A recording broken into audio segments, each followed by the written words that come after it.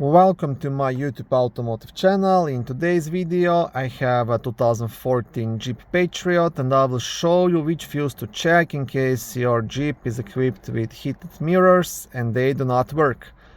This video will apply to Jeep Patriots made from 2007 all the way up to 2017. Heated mirrors fuse will be located in the main fuse box, which is under the front hood right here on the driver's side. Now to access the fuse, you'll first have to remove the cover. You can do that by pushing onto these two black tabs and lifting the cover up. On the back side of the cover you will also have a small fuse diagram. And the fuse you want to check, it's a fuse number 25, which is a 10 amp red fuse located right here in the middle of the fuse box. If this fuse proves to be good, then you'll have to dig a bit deeper and start looking towards possible wiring issue or electrical connection issue.